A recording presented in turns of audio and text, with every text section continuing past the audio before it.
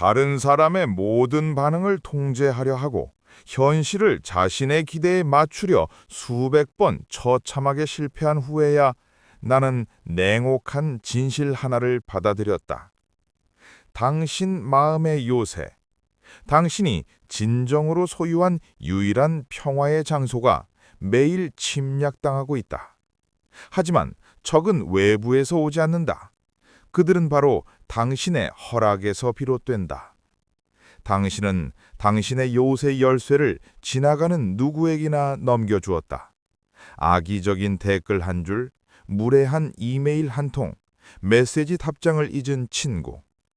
당신은 외부 세계의 혼돈이 당신 내부 세계의 법칙이 되도록 내버려 두었다.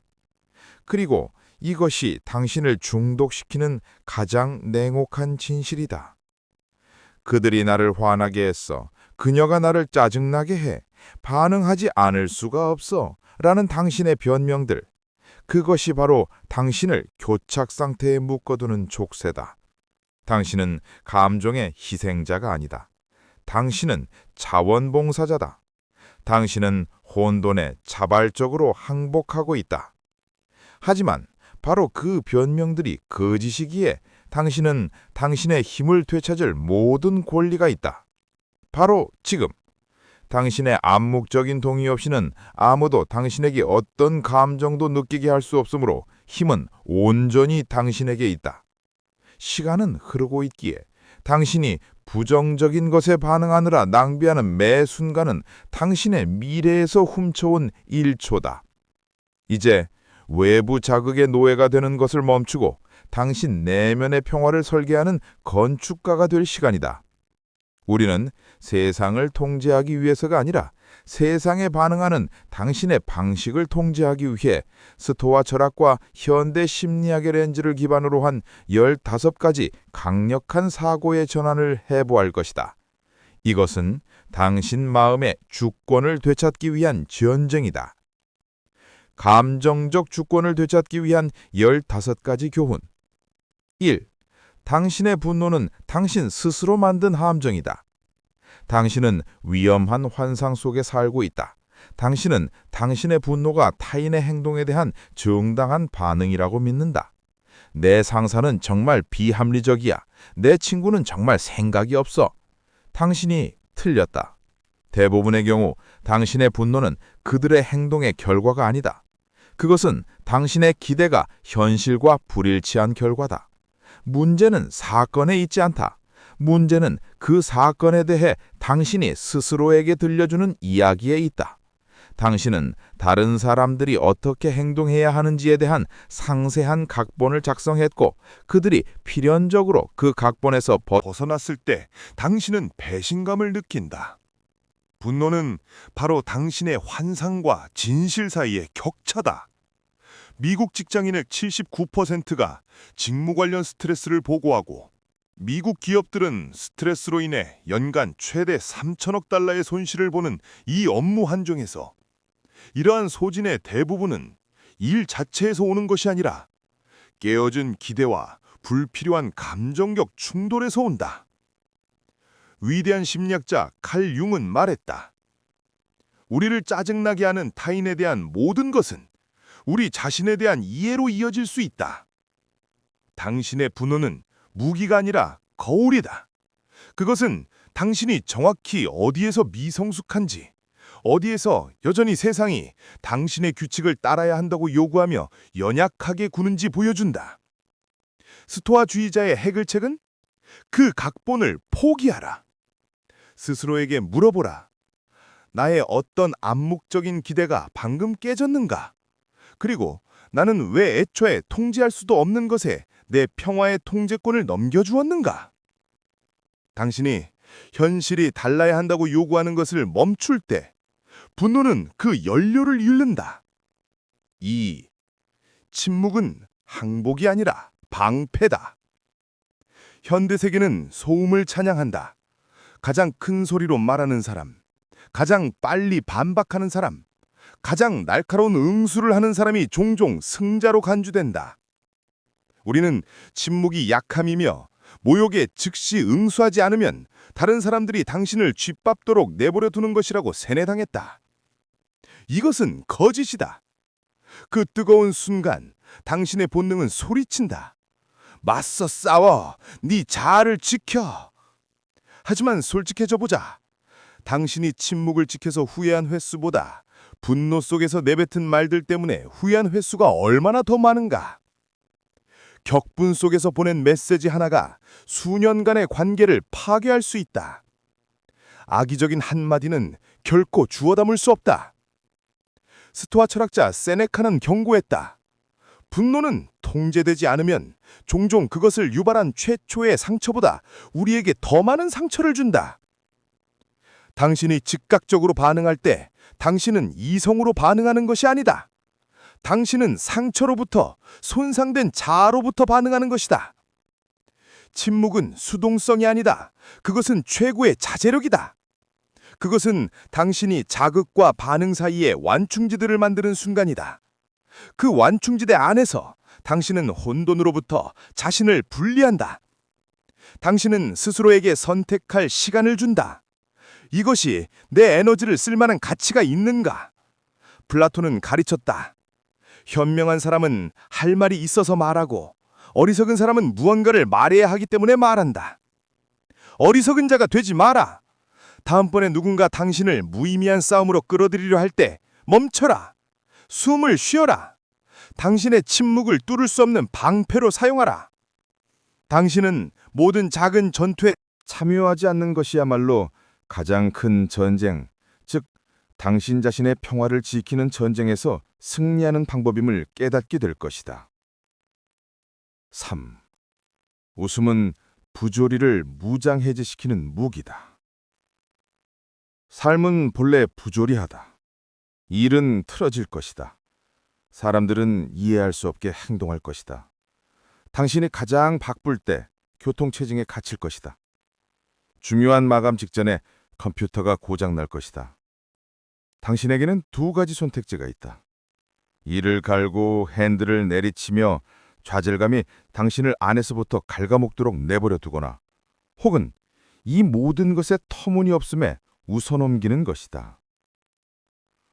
우리는 종종 세상이 완벽하게 작동하지 않을 때 충격받은 것처럼 행동한다. 우리는 현실이 합리적이기를 요구하지만 현실은 종종 그렇지 않다. 전쟁, 역병, 배신을 마주했던 로마 황제 마르쿠스 아울렐리우스는 그의 일기에 이렇게 썼다. 만약 당신이 외부의 어떤 것에 의해 고통받는다면 그 고통은 그 자체 때문이 아니라 그것에 대한 당신의 평가 때문이다. 그리고 그것에 대한 당신의 평가를 바꾸는 데 있어 그 속에 유머를 깨닫는 것보다 더 좋은 방법이 있겠는가? 웃음은 당신이 문제를 회피한다는 의미가 아니다. 그것은 당신이 그 문제가 당신의 감정 상태를 정의하도록 거부한다는 의미다. 그것은 영혼의 저항이며 나는 이 혼돈을 보지만 이것이 내 평화를 훔쳐가도록 내버려두지 않겠다는 선언이다. 아리스토텔레스는 웃음이 긴장을 완화하고 문제들을 실제 크기로 축소시키는 도구이며 인간 고유의 특징이라고 믿었다. 누군가 당신 차 앞으로 끼어들 때 소리치는 대신 미소를 지으며 생각해보라. 와, 저것이 바로 인류의 혼돈이 펼쳐지는 모습이군. 같은 순간 에너지는 완전히 달라진다. 모든 것을 너무 심각하게 받아들이지 마라. 모든 사소한 불편함이 거대한 감정적 반응을 받을 가치가 있는 것은 아니다. 때때로 가장 스토아적인 행동은 강철 같은 규율이 아니라 미소의 가벼움이다. 4. 모든 논쟁에서 이기려는 욕구를 버려라. 당신이 이길 수 있음을 아는 논쟁에서 기꺼이 물러설 때 거기에는 조용한 힘이 있다. 당신의 자아는 당신의 관점을 증명하고 마지막 말을 하는 사람이 되라고 소리친다. 하지만 내면 깊은 것에서 당신은 평화가 자존심보다 더 가치 있다는 것을 안다. 당신이 논쟁에서 이겼다고 느끼고 나서 얼마나 많은 경우에 공허함과 분노를 느꼈는가. 당신이 옳았을지는 모르지만 당신은 연결을 잃었고 에너지를 잃었고 평정심을 잃었다. 마르쿠스 아우렐리우스는 멋진 말을 남겼다. 최고의 복수는 상처를 입힌 자와 같지 않는 것이다. 당신이 소리 지르고 인신공격하는 진흙탕 싸움에 참여하기 위해 자신을 낮출 때 당신은 이겼다 하더라도 이미 진 것이다. 당신은 그들이 당신을 그들의 혼돈 수준으로 끌어내리도록 허용한 것이다. 항상 옳아야 한다는 욕구는 힘의 표시가 아니다. 그것은 불안정함의 표시다. 플라톤은 자신을 다스리는 것이 가장 높은 형태의 자유라고 믿었다. 만약 당신이 항상 마지막 말을 해야 한다는 충동에 사로잡힌다면 당신은 자유롭지 않다. 당신은 당신의 자아에 족쇄가 채워져 있다. 당신은 당신의 버튼을 누르는 방법을 아는 누구에게나 통제당하고 있는 것이다. 다음번에 스스로에게 물어보라. 여기서 내 목표는 무엇인가? 내가 옳다는 것을 증명하는 것인가? 아니면 내 평화를 지키는 것인가? 소크라테스는 말했다. 강한 지성은 아이디어를 논한다. 평범한 지성은 사건을 논한다. 약한 지성은 사람을 논한다. 사람에 대한 토론에 참여하는 것을 멈춰라. 당신의 에너지를 아이디어를 위해 아껴라. 승부욕 대신 평화를 선택하라. 그것이 진정한 승리다. 5번. 당신의 평정심을 게임화하라. 우리는 감정 통제를 귀찮은 일, 부담으로 여기는 경향이 있다. 하지만 만약 그것을 게임으로, 개인적인 도전으로 만든다면 어떨까? 당신이 반응할 때마다 실패감을 느끼는 대신 당신이 반응하지 않기로 선택할 때마다 점수를 매기기 시작하라.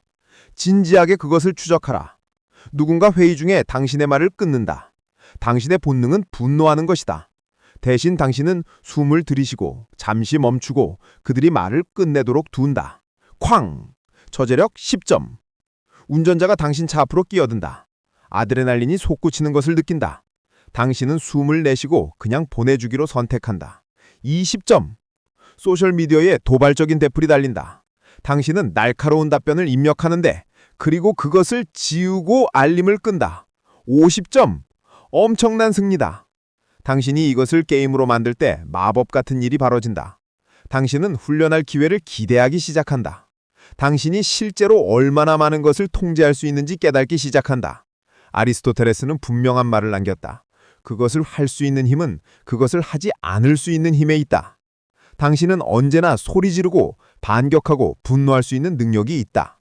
하지만 당신이 그럴 만한 충분한 이유가 있음에도 불구하고 하지 않기로 선택하는 바로 그 선간들의 인격이 단련된다. 칼융은 견고했다. 당신이 무의식을 의식화하기 전까지 그것이 당신의 삶을 지배할 것이고 당신은 그것을 운명이라고 부를 것이다.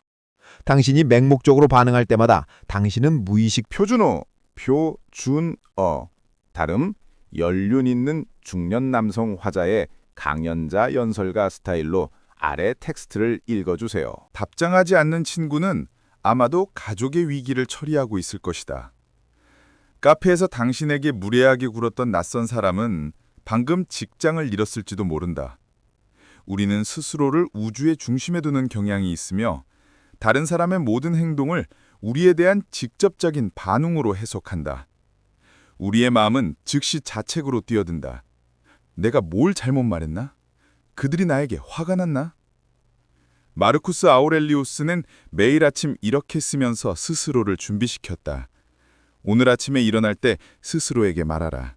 내가 오늘 만날 사람들은 참견하기 좋아하고 감사할 줄 모르고 거만하고 부정직하고 질투심 많고 성미가 고약할 것이다. 이것은 비관주의가 아니다. 이것은 현실적인 준비다. 그는 사람들이 당신 때문이 아니라 그들 내면의 혼돈에 따라 행동한다는 것을 이해했다. 오늘날 심리학에서는 이것의 극단적인 형태를 종종 ADHD와 관련되는 거절 민감성 불쾌장애, 즉 RSD라고 부른다. 이 증상을 겪는 사람들은 인지된 거절, 즉 실제 거절이 아닐지라도 극도의 감정적 고통을 경험하며 종종 분노나 절망으로 반응한다. 그들은 중립적인 시선조차 개인적인 공격으로 오해할 수도 있다. 이것을 이해하면 당신은 자유로워진다. 누군가 당신을 공격할 때 당신은 감정적인 거리를 두고 스스로에게 말할 수 있다. 이건 나에 대한 것이 아닐 수도 있어. 이건 그들의 고통에 대한 것일 수도 있어. 당신은 모든 사람의 이야기에서 중심인물이 아니다. 그리고 그것은 값을 매길 수 없는 자유다. 당신은 그들의 에너지를 떠맡을 필요가 없다. 당신은 단지 그것이 당신을 끌어내리지 못하도록 할 책임만 있을 뿐이다. 8번. 분노는 두려움을 감추는 값싼 갑옷이다. 순간적으로 분노는 정말 강력하게 느껴진다. 그것은 마치 갑옷과 같다. 당신은 날카롭고 경계하며 강하다고 느낀다. 심장이 빠르게 뛰고 목소리가 커진다. 그것은 당신에게 통제력에 대한 환상을 준다. 하지만 폭풍이 지나간 후에 남는 것을 보라. 후회, 단절, 불타버린 다리들. 분노는 사기꾼의 다인이다. 그것은 보호자의 모습으로 나타나지만 종종 출구를 찾는 두려움이나 고통일 뿐이다.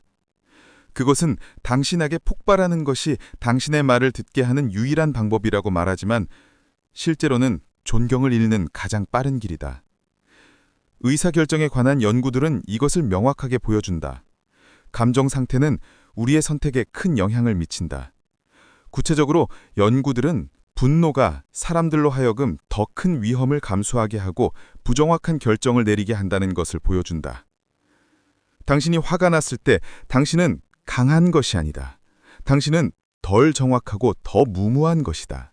당신은 원시적인 뇌, 즉 편도체가 이성적인 뇌, 즉 전두엽 피질의 통제권을 빼앗도록 내버려 두고 있는 것이다. 플라톤은 진정한 용기는 두려워하지 말아야 할 것을 아는 것이라고 믿었다. 그리고 때때로 우리가 가장 두려워하는 것은 약해 보이는 것이라서 우리는 그것을 감추기 위해 분노를 사용한다. 아리스토텔레스는 이에 대해 완벽하게 말했다. 누구나 화를 낼 수 있다. 그것은 쉽다. 하지만 올바른 사람에게 올바른 정도로, 올바른 시간에, 올바른 목적으로, 그리고 올바른 방식으로 화를 내는 것, 그것은 모든 사람의 능력에 있지 않으며 결코 쉽지 않다. 그것이 감정적 규율이다. 다음번에 불길이 치솟을 때 멈춰서서 자문하라. 이 갑옷이 무엇을 감추고 있는가? 어떤 두려움을, 어떤 고통을?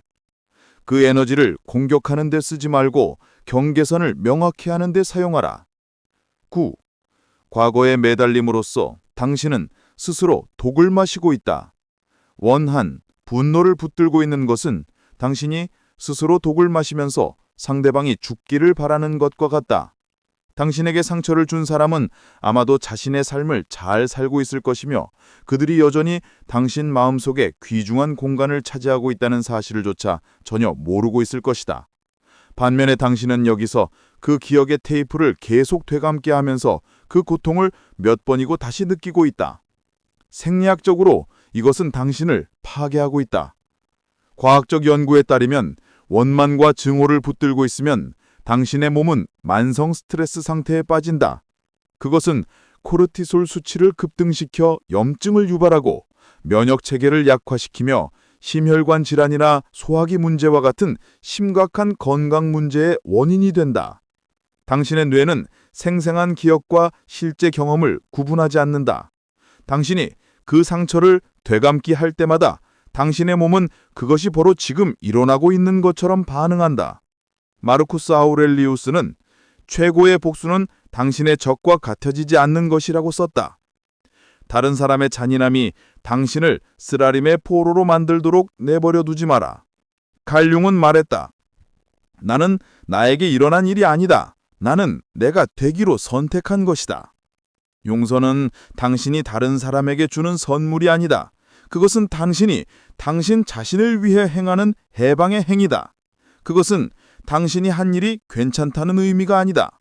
그것은 나는 더 이상 당신이 한 일이 내 미래를 망치도록 내버려두지 않겠다는 의미다. 그 짐을 내려놓아라. 그것은 당신이 짊어질 것이 아니다. 당신은 이미 충분히 오래 짊어지었다. 10. 고쳐지기를 원하지 않는 사람들을 고치려 애쓰는 것을 멈춰라. 구원받고 싶어 하지 않는 사람을 구원하려 애쓰는 데서 오는 특별한 피로감이 있다. 당신은 그들의 잠재력을 본다. 당신은 그들이 스스로를 파괴하는 것을 본다. 당신은 조언을 하고 기회를 만들어주고 몇 번이고 똑같은 불평을 들어준다.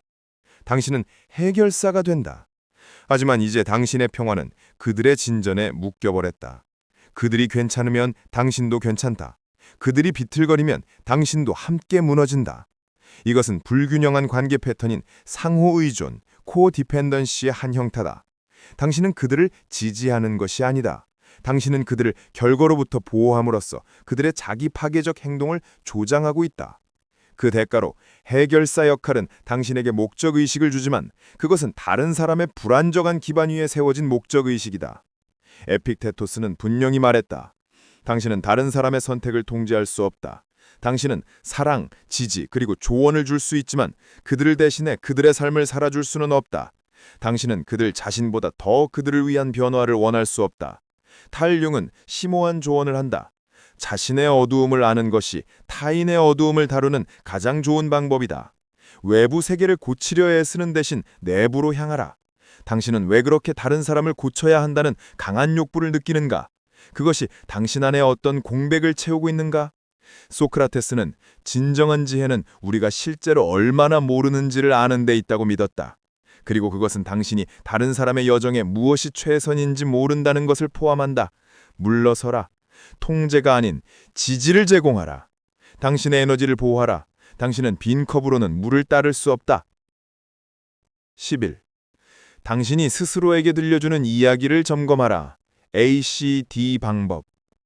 당신의 마음은 이야기 기계다. 누군가 당신의 메시지에 답장을 잇는다. 사건. 당신의 마음은 즉시 이야기를 만들어낸다. 그들은 나를 무시하고 있어. 나를 존중하지 않아. 나는 중요하지 않아. 이야기.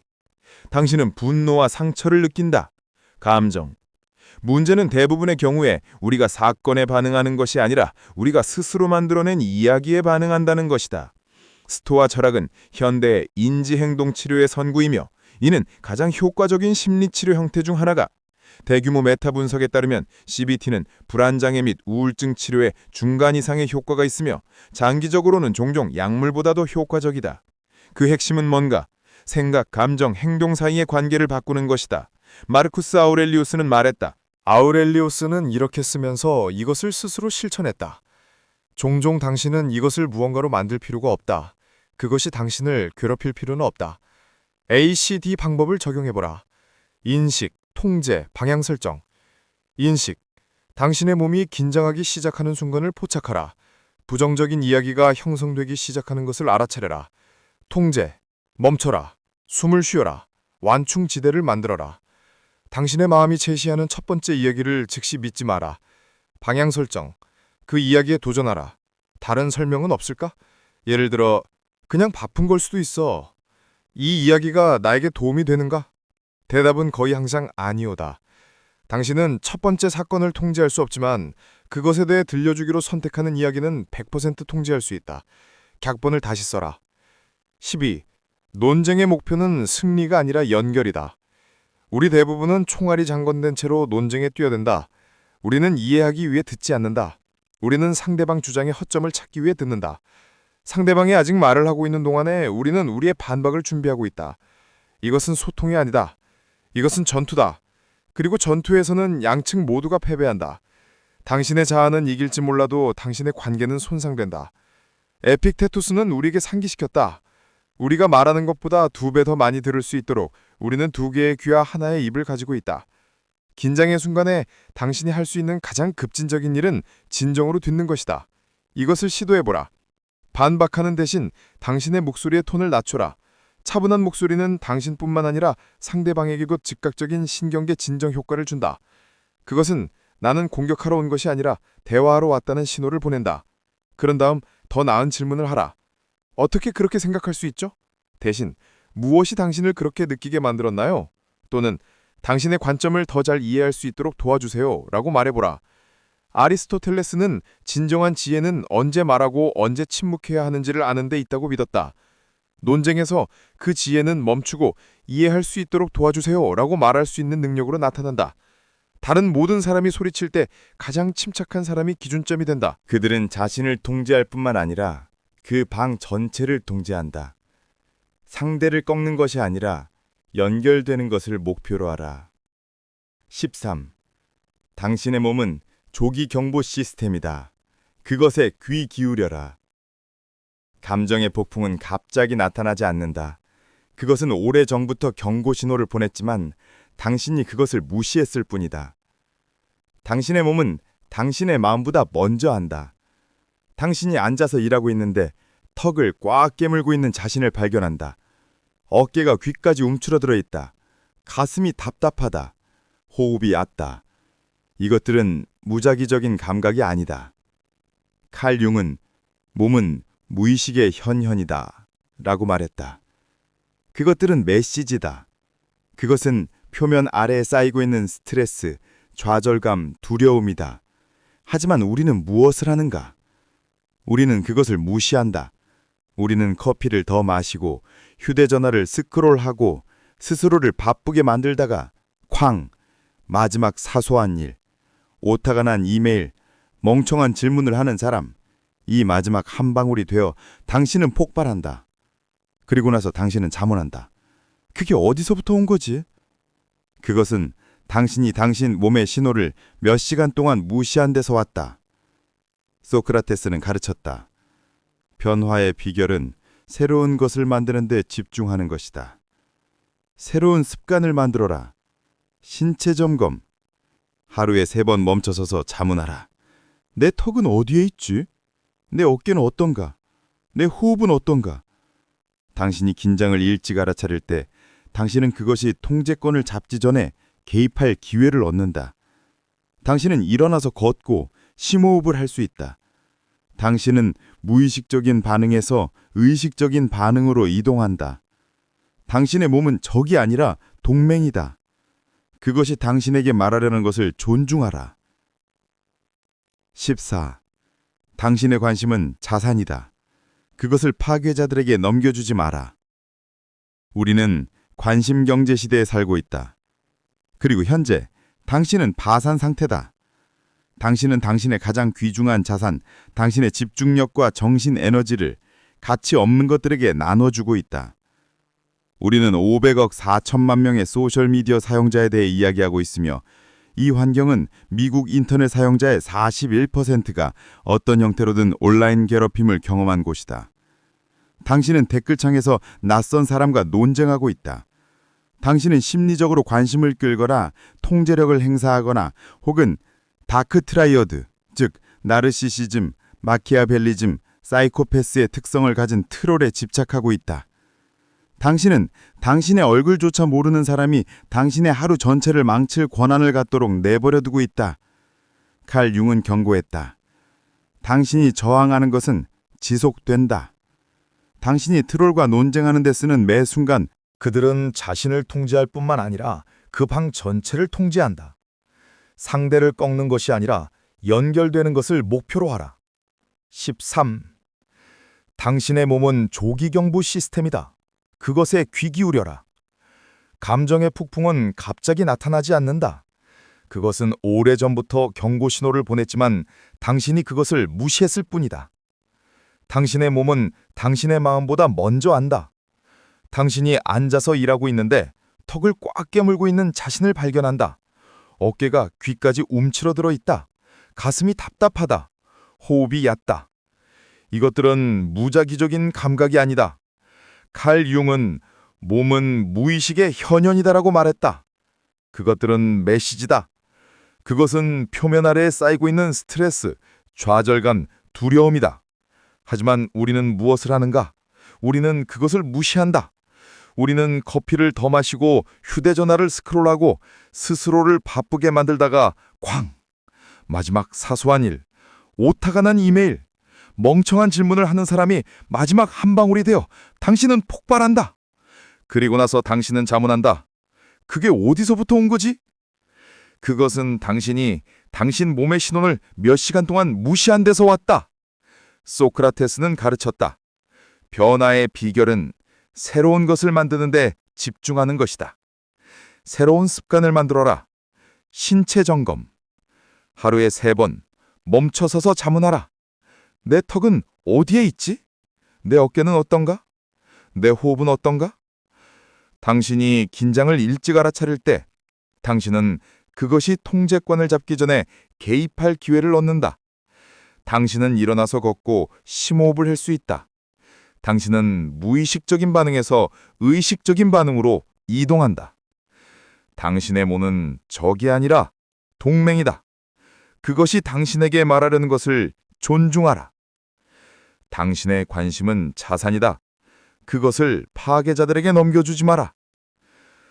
우리는 관심 경제 시대에 살고 있다. 그리고 현재 당신은 파산 상태다. 당신은 당신의 가장 귀중한 자산, 당신의 집중력과 정신적 에너지를 가치없는 것들에게 나눠주고 있다. 우리는 50억 4만 명의 소셜미디어 사용자에 대해 이야기하고 있으며 이 환경은 미국 인터넷 사용자의 41%가 어떤 형태로든 온라인 괴롭힘을 경험한 곳이다. 당신은 댓글창에서 낯선 사람과 논쟁하고 있다. 당신은 심리적으로 관심을 끌거나 통제력을 행사하거나 혹은 다크 트라이어드, 즉 나르시즘, 마키아벨리즘, 사이코패스의 특성을 가진 트롤에 집착하고 있다. 당신은 당신의 얼굴도 모르는 사람이 당신의 하루 전체를 망칠 권한을 갖도록 내버려 두고 있다. 칼 용은 경고했다. 당신이 저항하는 것은 지속된다. 당신이 트롤과 논쟁하는 데 쓰는 매 순간 당신은 그에게 먹이를 주고 있는 것이다. 당신은 그에게 너는 중요해. 내 반응이 너에 대한 보상이야 라고 말하고 있는 것이다. 소크라테스는 핵심이 무엇이 중요한지 아는 것이라고 믿었다. 낯선 사람의 부정적인 댓글이 중요한가? 아니면 당신의 평화, 당신의 일, 그리고 당신의 실제 관계가 더 중요한가? 선택은 이분법적이다. 당신은 당신의 관심의 주인이 될 수도 있고 모든 알림의 노예가 될 수도 있다. 차단 버튼, 알림 끄기 버튼, 그리고 무시 버튼을 사용하는 법을 배워라. 당신의 에너지를 무자비하게 보호하라. 모든 싸움의 초대가 당신의 응답을 받을 가치가 있는 것은 아니다. 15. 감사는 당신의 신경계를 재시작하는 버튼이다. 이것은 신경과학적 사실이다. 당신은 같은 순간에 분노를 느끼면서 동시에 진정으로 감사할 수 없다. 이 두 상태는 서로 상반되는 신경계를 활성화한다. 분노와 원망은 싸움 또는 도주 반응을 활성화하여 우리가 교훈 9에서 해롭다고 배운 코르티솔을 방출한다. 반면에 감사 연습은 전두엽 피지를 자극하고 도파민과 세로토닌 같은 기분 좋은 신경 전달 물질을 방출한다는 것이 과학적으로 증명됐다. 그것은 또한 코르티솔을 감소시키고 심지어 시상하부를 활성화하여 수면을 더 잘 조절하도록 돕는다. 감사는 진부한 아이디어가 아니다. 그것은 생화학적 도구다. 마르쿠스 아우렐리우스는 수많은 도전에 직면했을 때 이것을 실천했다. 당신이 가지지 못한 것에 연연하지 말고 당신이 지금 가진 축복들을 생각하라. 분노가 치밀어 오르기 시작할 때 멈춰라. 그것은 관점의 전환이다. 잘못된 1%에 집중하는 대신 당신의 마음이 올바른 99%에 집중하도록 강제하라. 자신에게 도전해보라. 지금 당장 당신이 감사한 3가지를 말해보라. 거창한 것일 필요 없다. 작게 시작하라. 당신 머리 위에 지붕, 맛있는 식사, 편안하게 숨 쉴 수 있는 능력. 당신이 이것을 할 때 당신은 당신의 신경계를 재시작하는 행위를 하고 있는 것이다. 분노는 문제를 본다. 감사는 전체 그림을 본다. 그것이 문제를 지우지는 않지만 그것에 압도당하는 대신 그것을 효과적으로 다룰 수 있는 명료함과 침착함을 당신에게 준다. 결론. 당신의 전쟁은 내부에서 일어난다. 당신은 15가지 전략을 통과했다. 당신은 당신의 분노가 기대에서 비롯된 선택임을 보았다. 당신은 침묵이 힘이며 웃음이 부조리를 무장해제시킬 수 있다는 것을 배웠고 이기려는 욕구를 버리는 것이 당신을 해방시킨다는 것을 배웠다. 당신은 과거를 붙드는 것이 당신의 영혼을 갉아먹는다는 것도 배웠다. 당신의 몸을 중독시키고 있으며 다른 사람을 고치려 애쓰는 것이 당신의 영혼을 고갈시키고 있음을 보았다. 당신은 당신의 이야기를 점검하고 당신의 몸에 귀 기울이고 감사를 해독제로 사용하는 도구들을 갖추었다. 평화는 당신이 외부 세계에서 찾는 것이 아니다. 그것은 갈등이나 도전이 없는 목적지가 아니다. 평화는 당신이 내부에서 짓는 요새다. 세상은 계속해서 문을 두드리고 소리치고 당신을 자극하려 할 것이다. 그것은 결코 변하지 않을 것이다. 하지만 당신은 변했다. 당신은 더 이상 상황의 수동적인 희생자가 아니다. 당신은 문을 지키는 파수꾼이다. 당신은 누구를 들여보내고 누구를 밖에 둘지 결정한다. 당신의 힘은 세상이 조용해지는 데 있는 것이 아니라 당신이 폭풍 한가운데서 당신의 중심을 지킬 수 있는 능력에 있다. 당신을 위한 행동 촉구는 이것이다. 내일부터 당장 15가지를 모두 하려고 애쓰지 마라. 하나를 선택하라. 단 하나만. 어쩌면 그것이 당신의 평정심을 게임화하는 것일 수 있다. 어쩌면 그것이 당신이 휴대전화를 확인하기 전에 60초 동안 감사를 실천하는 것일 수 있다. 어쩌면 그것이 반격하는 대신 의식적으로 침묵을 선택하는 것일 수 있다. 그것을 하루 동안 하라. 그리고 다음 날 또 하라. 이것이 요새가 지어지는 방식이다. 하루아침에가 아니라 벽돌 한 장 한 장씩. 이 확신의 말을 지니고 다녀라. 내 마음은 요새다. 내가 바로 파수꾼이다.